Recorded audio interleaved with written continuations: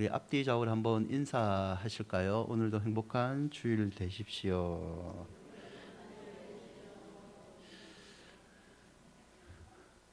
여러분 퍼즐 맞추기를 해보셨나요? 저도 저희 아들이 어렸을 때 그림 퍼즐 맞추기를 자주 한 것 같아요. 그래서 처음에는 간단한 큰 몇 조각 맞추기를 하다가 마트를 가서 저희 아들이 큰 퍼즐을 가져오면 많이 싫어하죠. 그걸 맞추려고 또 고생을 해야 되기 때문에 퍼즐 맞추기를 한동안 많이 한 것 같습니다. 퍼즐 맞추기를 하면서 어느 부모나 그랬듯이 저도 그런 마음을 가졌죠. 내 아들이 천재가 아닐까. 하지만 시간이 지날수록 지금은 주님의 내려놓음을 많이 느끼고 있습니다. 예. 여러분, 어떤 사람들은요, 인생을 퍼즐 맞추기에 많이 비교를 합니다. 퍼즐은 이미 만들어진 조각을 맞춰 나가는 거잖아요.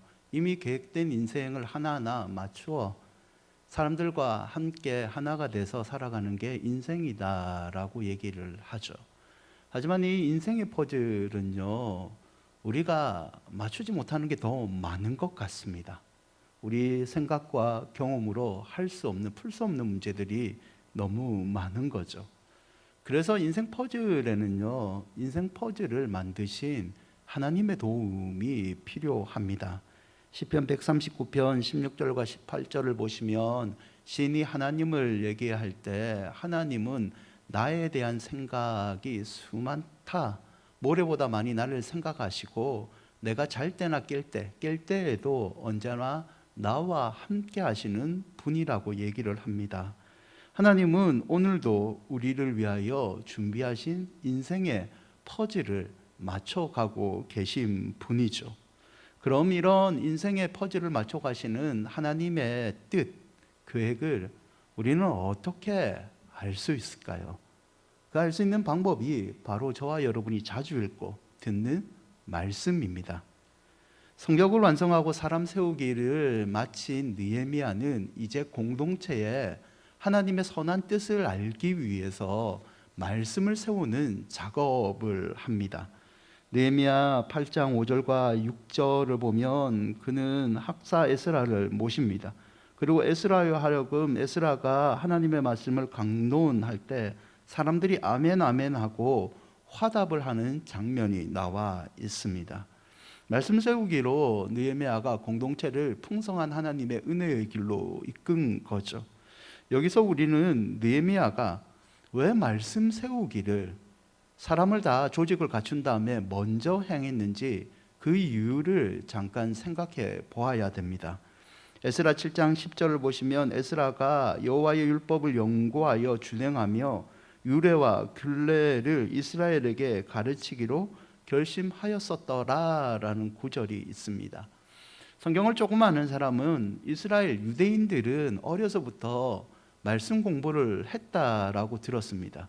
그래서 이 7장 10절에 나온 에스라가 한 행동은 그냥 익숙한 보통 행동이 아니냐라고 생각할 수 있죠.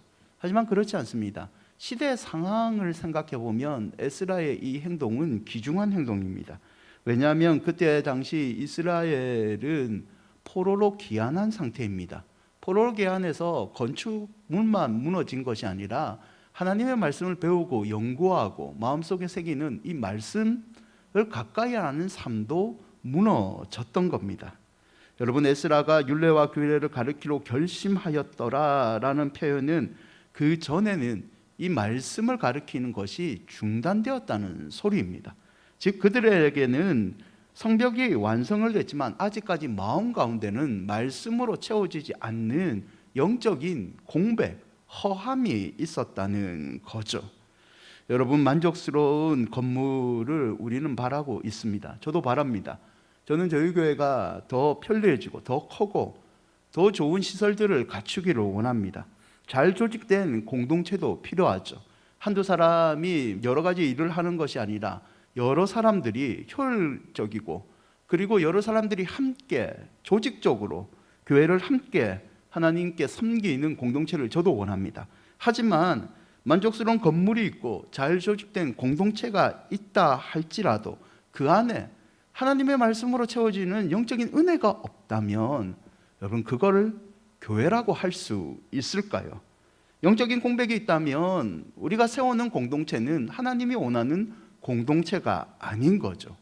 그래서 느헤미야는 허전한 이 영적 공백을 세우기 위해서 말씀 세우기 작업을 들어갑니다. 8장 1절을 보면 백성들을 모으죠. 모은 달이 7째 달이라고 되어 있습니다.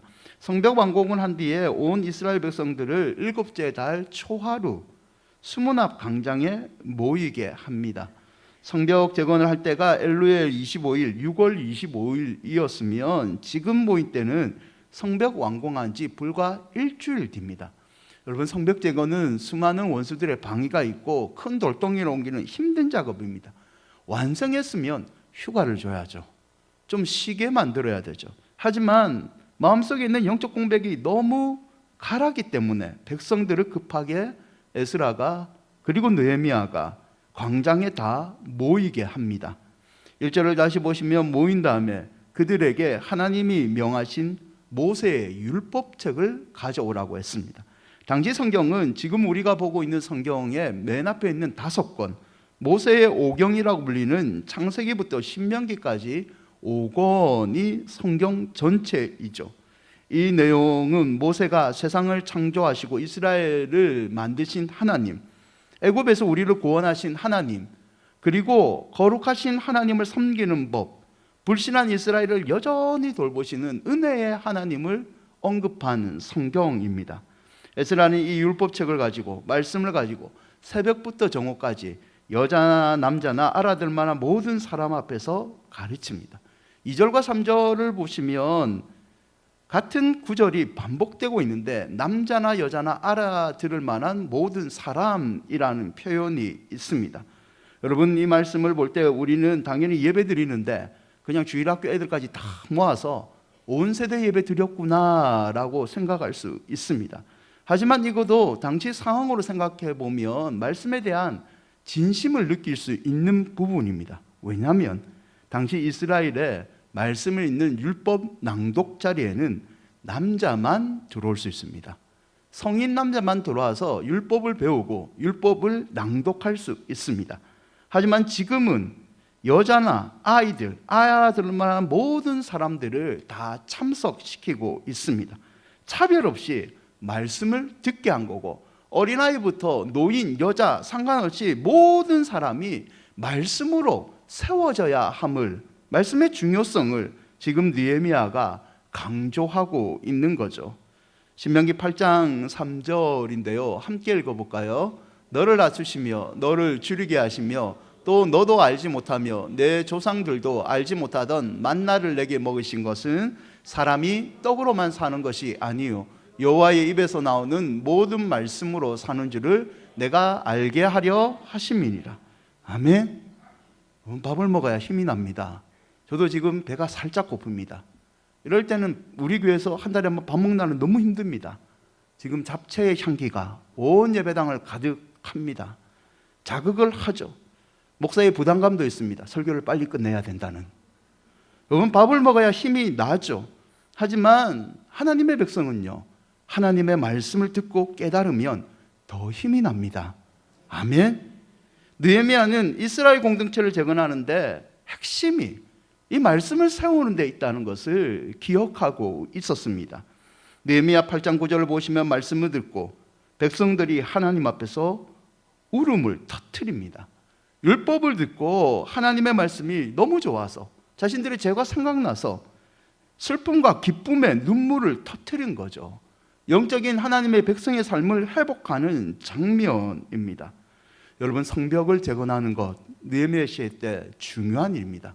성벽을 재건해야지 적들의 침입을 막을 수 있고 사람들에게 안전과 평안을 제공할 수 있습니다. 하지만 성벽 재건보다 더 중요한 것은 그 재건한 성벽 안에서 어떤 삶을 사느냐, 하나님 앞에서 어떤 삶을 사느냐이죠. 그래서 느헤미야는 말씀을 세움으로, 말씀 중심으로 하나님 백성다운 삶을 살고자 했던 겁니다. 여러분, 오늘 우리는 어떤 삶을 살고 있습니까? 우리는 교회를 다닌다, 나 예수를 믿는다 라고 말을 합니다. 그런 말을 하는 우리의 삶의 중심에는 하나님의 말씀이 있습니까? 혹시 우리는 교회를 왔다 갔다 하는 그런 삶을 살고 있지는 않습니까? 여러분, 성경은 분명히 우리에게 얘기합니다. 성도는, 그리스도인은 말씀을 먹고 말씀대로 사는 사람입니다. 아멘. 여러분이 이 말씀대로 사는 하나님의 사람이 되시기를 주의 이름으로 축원드립니다. 이제 말씀을 듣고 느헤미야 백성들은 하나님 백성의 정체성을 회복하는데요. 첫째는요, 말씀을 듣고 그들은 하나님을 경외합니다. 8장 1절과 3절에 보면 학사 에스라를 모시고 말씀을 듣는데 그들은 아침 일찍 모입니다. 아침에 해가 뜰 때부터 정오까지 6시간 동안 그 자리에 앉아서 강론이 시작됩니다. 말씀 사경예죠. 요즘은 그렇게 길게 하지 않는데 저도 전설로만 들었습니다. 예전에 말씀 사경예 하면 교통수단도 힘들기 때문에 2박 3일 교회에서 먹고 자고 하셨다면서요. 그런 6시간 동안 영적인 가람 때문에 그들은 말씀만 듣습니다. 5절과 6절을 보시면 말씀을 들을 때에 에스라가 강론을 시작하고 에스라가 위대하신 하나님 여호와를 송축하며 모든 백성이 손을 들고 아멘 아멘으로 응답하였다라는 기록이 있습니다. 여러분, 송축하다는 단어는요, 히브리어로 무릎을 꿇다, 그리고 무릎이라는 단어와 연결되어 있습니다. 시편 34편 1절을 보면 다윗의 고백인데요, 내가 여호와를 항상 송축하며 내 입술로 항상 주를 찬양하나이다. 이걸 무릎이란 단어하고 연결시키면 이렇게 번역됩니다. 내가 하나님 앞에 항상 무릎을 꿇습니다 라는 표현과 같죠. 말씀을 듣고 느헤미야 백성들은요, 하나님께 무릎을 꿇습니다. 경외하는 거죠. 8장 6절을 계속 보시면 백성들이 손을 들고 아멘 아멘 응답하였다라는 구절이 있습니다. 하나님의 말씀을 듣고 무릎을 꿇는 예배를 드린 다음에 손을 들었죠. 여러분, 손을 든다는 것은 하나님의 임재를 구하는 겁니다. 내 수중에는 아무것도 없습니다. 내 능력으로는 아무것도 할 수 없습니다. 이 빈손에 하나님 은혜를 채워주십시오. 하나님만이 내 살 길입니다라는 경외하는 모습인 거죠. 여러분, 6시간 동안 이어진 이 예배는요, 하나님 축복해 주세요, 하나님 나 위로해 주세요 라는 뭔가 바라기만 하는 모임이 아닙니다. 느헤미야의 백성들은요, 예배를 통한 하나님만 두려워하는, 하나님만 섬기겠다 결단하는 경외의 모습을 지금 보여주고 있는 거죠. 8장 8절을 계속 보시면 율법제의 낭독된 다음에 해석했다라는 표현이 있습니다. 해석하다는 히브리어는 무언가를 분명하게 하다, 옳은 것과 그른 것을 구분하다라는 뜻입니다. 말씀을 듣고 내가 내 삶 속에서 하나님이 싫어하는 것을 하고 있다, 그거 이제 제거하자. 하나님이 원하는 건 이거다, 이걸 내가 지켜야 된다, 분명히 하자라는 게 해석하다는 뜻이 담고 있는 겁니다. 8절을 계속 보시면 해석하되 깨달았다, 단순히 깨닫는 것이 아니라 이제 내가 구별해서 마음속에 새긴 이 하나님의 말씀을 삶 가운데 반드시 실천하겠다, 자신들의 의지를 표현한 단어이죠. 이 모든 과정이 말씀을 듣고 하나님을 경외하는 예배자로서의 이스라엘의 모습이죠. 여러분, 전도서 12장 13절에 이런 말씀이 있는데요, 함께 읽어볼까요? 이래 결국을 다 들었으니 하나님을 경외하고 그의 명령들을 지킬지어다. 이것이 모든 사람의 본분이라.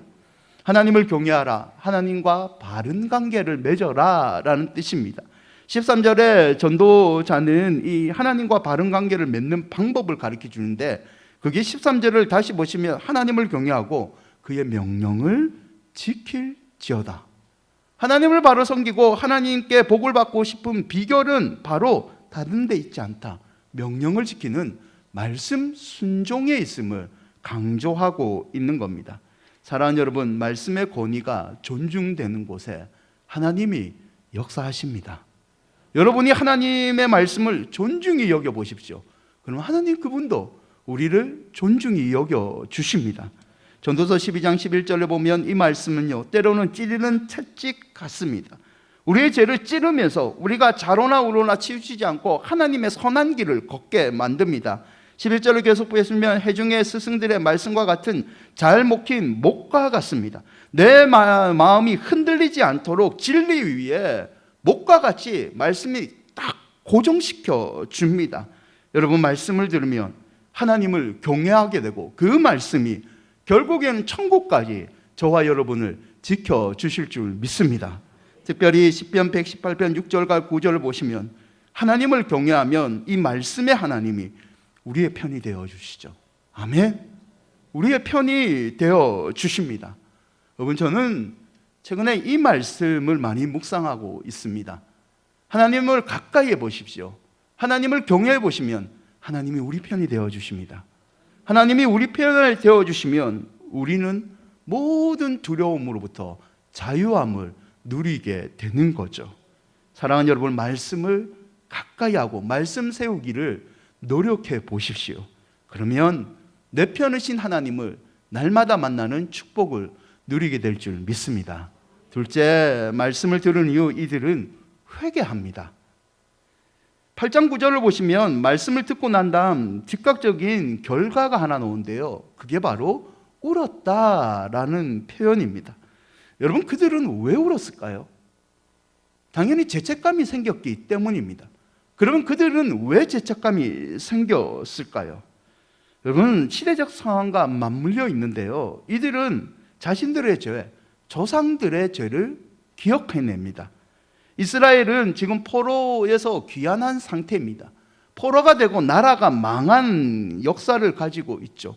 이들이 나라가 망한 이유가 말씀을 멀리하고 우상 숭배를 했던 겁니다. 에스라가 강론해주는 모세 오경을 들으면서 하나님이 우리를 애굽에서 구원해 주시고 가나안 땅에 인도해 주셨는데, 때마다 시마다 원수를 물리치고 먹을 것 만나와 메추라기를 주셨는데 그 하나님의 말씀을 우리가 잊어먹었구나, 우리가 불순종했구나, 하나님께 저지른 죄악과 잘못이 생각나서 그들은 감히 하나님 앞에 똑바로 설 수 없구나라고 참회의 눈물을 흘린 거죠. 여러분, 그런데 이 눈물을 흘리는 백성들에게 느헤미야가 조금 의아한 말을 합니다. 8장 10절인데요, 함께 읽어볼까요? 느헤미야가 또 그들에게 이르기를 너희는 가서 살찐 것을 먹고 단 것을 마시되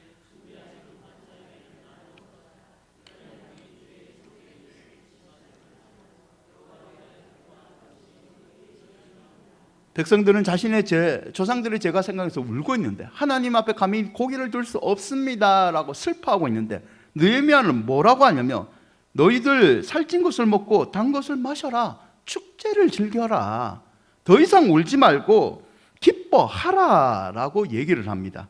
11절을 보시면 성전을 섬기는 레위 사람들고 백성들에게 말하기를 오늘은 성일이니 근심하지 말라, 조용히 하고 근심하지 말라, 울지 말라, 축제 즐겨라 라고 얘기를 합니다.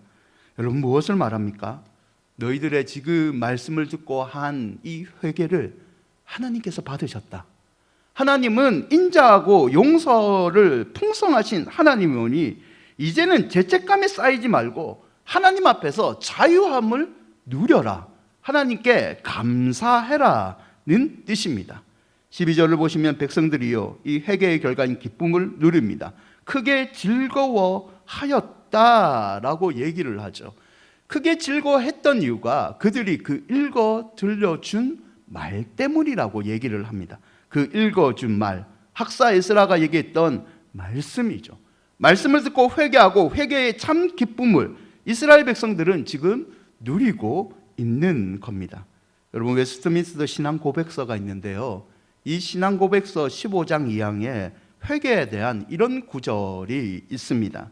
하나님의 거룩한 본성과 의로우신 율법에 배치되는 것을 보고 느끼며 또 뉘우치는 자들에게 그리스도 안에 있는 하나님의 자비를 깨달아 자기의 죄를 슬퍼하며 미워하고 결국 그 모든 죄를 버리고 하나님께 돌아서고 하나님의 계명의 모든 길에서 그분과 동행하려는 목표를 세우고 매진한다. 여러분, 이 회개의 정의가 어떻습니까? 여러분, 회개는요 내가 잘못한 것을 후회하는 것이 아닙니다. 회개는 자비의 하나님께 은혜를 구하고 그분의 자비를 마음속에 느끼고 죄를 이제는 끊어버리겠다, 모든 죄를 버리고 하나님께 돌아서겠다, 이제는 내 인생에서 하나님 말씀만 듣겠다는 동행하는 목표를 세우는 게 회개입니다. 사랑하는 여러분, 여러분은 이런 진심의 회개의 삶을 살고 계십니까? 여러분의 삶을 판단하는 기준이 말씀이십니까? 말씀 세우기를 통해 죄로 인한 삶의 후회가 아니라 진정한 회개와 기쁨을 누리시기를 축원드립니다. 셋째, 느헤미야는요, 이 말씀을 들은 다음에 자신의 삶의 수단과 목적을 구별합니다. 느헤미야는요, 왕의 허락을 받고 고향으로 온 사람입니다. 왕의 허락을 받은 이유가 성벽 재건이었습니다. 단기간에 내가 성벽을 짓겠습니다. 내 백성들에게 안전한 성벽을 완성하겠습니다. 이 목적을 가지고 왔죠. 하지만 이 목적은 느헤미야의 진짜 목적이 아니었습니다. 그의 최종 목적은요, 목표는 하나님의 백성다운 삶입니다. 그래서 그는 성벽을 완성한 다음에 사람을 세우고 그 사람들을 세운 다음에 이 공동체의 중심인 핵심 메시지인 말씀 세우기 작업에 들어간 거죠. 무엇을 말하고 싶으냐? 느헤미야는 말씀을 수단으로 이용하지 않았다는 겁니다. 성벽은 그냥 안전한 말씀을 바탕으로 세워지는 공동체를 보호하기 위한 수단에 불과했다는 거죠. 느헤미야는 하나님의 완전한 계획을 끝까지 완성하고 이를 완성하기 위해서 말씀 세우기를 통해서 하나님 백성의 정체성을 사람들에게 가리키고 있었던 거죠. 그에게 중요한 것은 성벽이 아니라 사람이었고, 사람보다 더 중요한 것은 사람을 세우시는 하나님의 말씀이었죠. 그는 인생의 수단과 목적을 분명하게 구별하는 지혜를 가진 사람입니다. 여러분, 우리는 어떻습니까? 우리에게 하나님의 말씀은 수단입니까? 아니면 믿음 그 자체입니까? 말씀을 통해서 여러분 위로도 많이 받으십시오. 말씀을 통해서 소망도 가지시고요, 삶의 지혜도 많이 얻으십시오. 하지만 말씀을 필요할 때만 수단으로 찾지 마십시오. 말씀 그 자체를 목적으로 삼고 사랑하신다면 하나님께서 때를 따라 은혜를 내려주실 줄 믿습니다. 여러분, 유수연이라는 자매가 있습니다. 이 자매의 이야기로 말씀을 맺고자 하는데요, 2011년도에 세계적인 권위인 벨베데르 국제 콩쿠르에서 오페라 코치 부분 우승을 차지한 자매입니다. 이 자매의 삶은 사실 평탄하지 않는 삶이었는데요, 그녀는 17살 되던 해에 갑자기 급성골수형 백혈병 진단을 받습니다. 하지만 그녀는 평소에 믿고 있던 믿음으로 한번 이겨보겠다고 결단을 하죠. 포기하지 않습니다. 어느 날 꿈을 꾸는데 하나님이 요나를 물고기 뱃속에서 3일 동안 머물게 하다가 건져내주신 그 말씀을 약속의 말씀으로 주셨습니다. 자매는 이 말씀이 하나님이 나를 꼭 살려주실 거라는 약속으로 받아들입니다. 그 믿음으로 항암 치료에 들어가죠. 하지만 항암 치료는 만만치 않았습니다. 부작용이 일어납니다. 너무나 고통스러웠죠. 수술을 했습니다. 수술의 예후가 좋지 않았습니다. 수술을 다시 해야 되는데 다시 한다고 해서 이 백혈병을 치료할 수 있을지 모르겠습니다라는 의사의 말을 듣게 됩니다. 하지만 유수연 자매는 요나를 물고기 뱃속에서 건져주신 그 약속의 말씀을 주신 하나님, 그 말씀을 반드시 이루어 줄 거라는 믿음을 잃지 않았죠. 후에 하나님은요, 그의 믿음대로 모든 기능을 정상으로 회복시켜 줍니다. 생사의 고백을 넘긴 그녀는 이런 고백을 하죠. 하나님은 퍼즐 조각을 맞추시듯 제 인생을 끌고 가셨습니다. 제가 계획한 것이 아니라 있는 곳에서 최선을 다할 때 하나님께서 인도해 주시는 것을 깨달았습니다. 그래서 오늘도 저는 하나님을 의지하고 말씀 붙잡고 기도합니다. 여러분 어떻습니까? 우리는 퍼즐과 같은 인생을 살아가고 있습니다. 이 인생 행복하게 살고 싶지 않으십니까? 행복하게 살고 싶다면 우리의 인생의 퍼즐을 만들어 가시는 하나님을, 그리고 하나님의 말씀을 사랑하고 경외하시기를 바랍니다. 요한계시록 1장 3절인데요. 이 예언의 말씀을 읽는 자와 듣는 자와 그 가운데 기록한 것을 지키는 자는 복이 있도다. 아멘. 말씀하신 하나님을 기대하시고 우리에게 말씀을 부어주시는 그 은혜를 체험하시기를 주의 이름으로 축원드립니다.